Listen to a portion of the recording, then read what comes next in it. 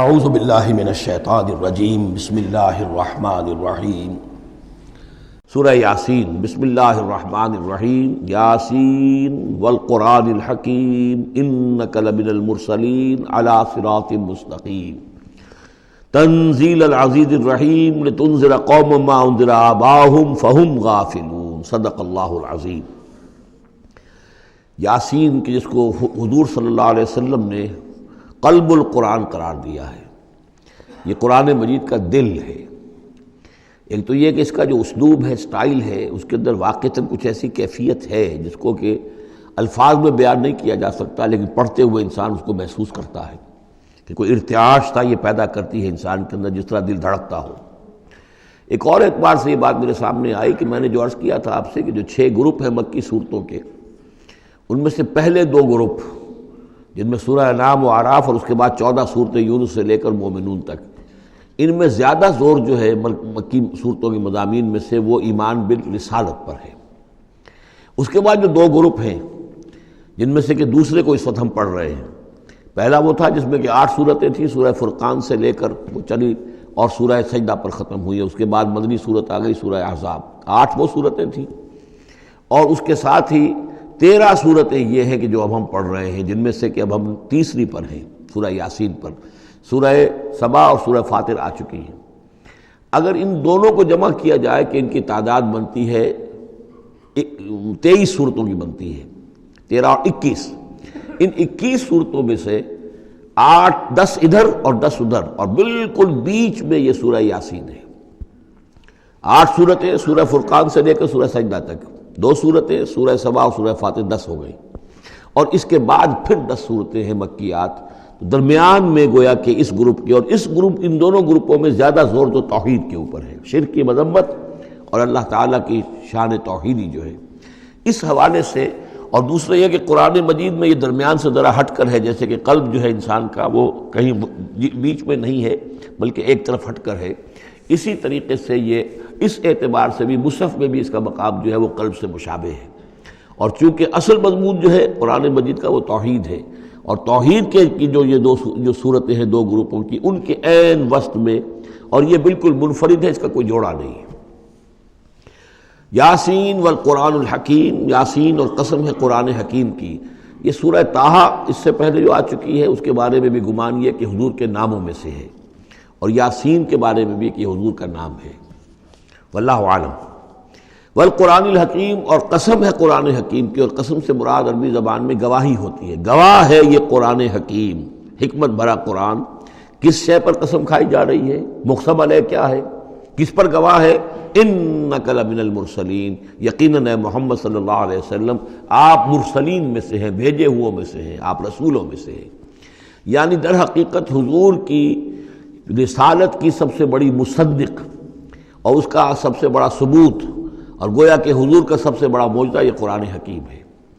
اور بہت سی صورتوں میں آپ دیکھیں گے قاف والقرآن المجید، اس میں اب صاد والقرآن ذی الذکر، حامیم والکتاب المبین، تو وہاں یہ سمجھیے کہ وہاں ان قسموں کے بعد مقسم علیہ جس چیز پر قسم کھائی گئی ہے وہ بیان نہیں ہوئی، اسی کو انک لمن المرسلین ہر جگہ محذوف مانا جائے گا۔ اس اعتبار سے ایسی تمام صورتوں کے لیے یہ سورہ مبارکہ ذروۂ سلام ہے۔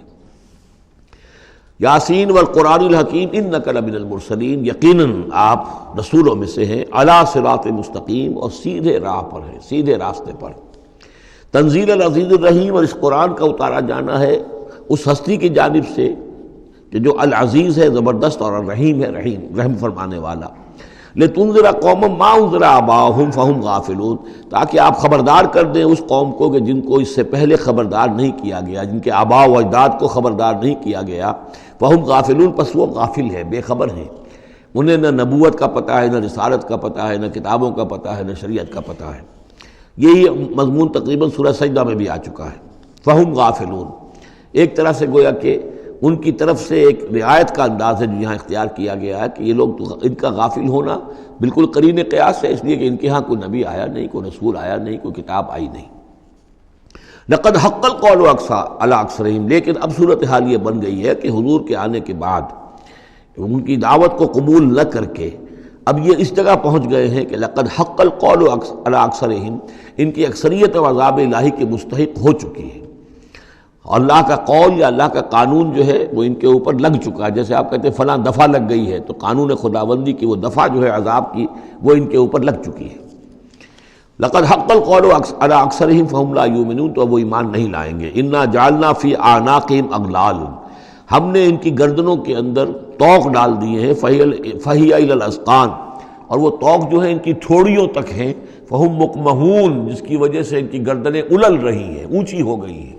یعنی انسان سامنے دیکھے تو اسے کچھ نظر آئے گا، لیکن ان کے طوق ایسے ڈال دیے گئے ہیں کہ ان تھوڑیوں کو اوپر کر دیا ہے انہوں نے، جس کی وجہ سے ان کی نگاہیں جو ہے وہ ادھر ہو گئی ہیں، تو اب ان کو نظر نہیں آ رہا. وَجَعَلْنَا مِن بَيْنِ أَيْدِيهِمْ سَدًّا، ہم نے ان کے سامنے بھی دیواریں حائل کر دی ہیں، وَمِن خَلْفِهِمْ، اور ان کے پیچھے بھی.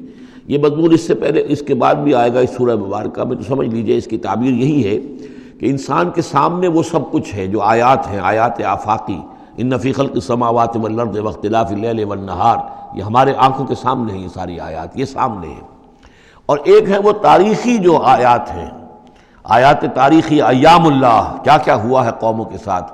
تو گویا کہ یا تو انسان سبق حاصل کرتا ہے التذکیر بآلاء اللہ سے، اور یا سبق حاصل کرتا ہے التذکیر بایام اللہ سے جو پچھلی تاریخ ہے. لیکن یہ وہ بدبخت ہیں کہ ان کی آنکھوں کے اوپر سامنے بھی ان کے جو ہے وہ دیوار حائل ہو چکی ہے کہ اس دنیا کے اندر جو نشانیاں اللہ کی ان کو نہیں دیکھ پا رہے، اور ان کے پیچھے بھی دیوار حائل ہو چکی ہے کہ ماضی کی تاریخ سے بھی یہ کوئی سبق حاصل نہیں کر پا رہے. وَجَعَلْنَا مِن بَيْنِ أَيْدِيهِمْ سَدًّا وَمِنْ خَلْفِهِمْ سَدًّا فَأَغْشَيْنَاهُمْ، تو ہم نے ان کو ڈھانپ دیا ہے. فَهُمْ لَا يُبْصِرُونَ، اب وہ دیکھ نہیں سکتے. وَسَوَاءٌ عَلَيْهِمْ أَنذَرْتَهُمْ أَمْ لَمْ تُنذِرْهُمْ لَا يُؤْمِنُونَ، یہ سورۃ البقرہ کی آیت جو ہے وہ جو کہ تو آ گئی ہے. اب ان کے حق میں بالکل برابر ہے نبی، خواہ آپ انہیں انذار فرمائیں اور خواہ نہ فرمائیں، یہ ایمان لانے والے نہیں ہیں. انما تنذر من اتبع الذکر، آپ خبردار تو انہی کو کر سکتے ہیں جو ذکر کی پیروی کریں، ذکر کو سنیں، اس پر توجہ کریں، اس کا اتباع کریں. وَخَشِيَ الرَّحْمَٰنَ بِالْغَیب، اور غیب میں ہوتے ہوئے بھی رحمان کا ان کے اندر خوف ہو، خشیت ہو. فَبَشِّرْهُ بِمَغْفِرَةٍ وَأَجْرٍ کریم، تو ایسے لوگوں کو آپ بشارت دے دیجئے مغفرت کی اور بہت بڑے اجر کی.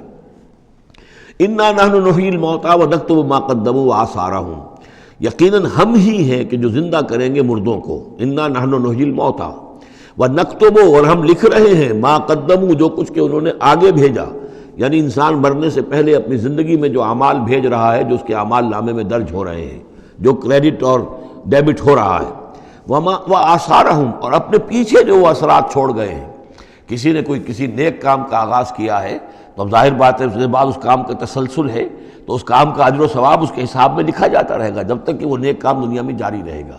اسی طرح کسی نے کسی بے حیائی کے کام کا آغاز کیا ہے، کسی نے کوئی اور اسی طرح کی شرارت جو ہے وہ شروع کی ہے، تو جہاں تک یہ شرارت دنیا میں رہے گی، اس کے اثرات جہاں تک پہنچیں گے تو اس کے حساب میں جو ہے اس کا جرم جو ہے اس کے ہاں بھی لکھا جاتا رہے گا.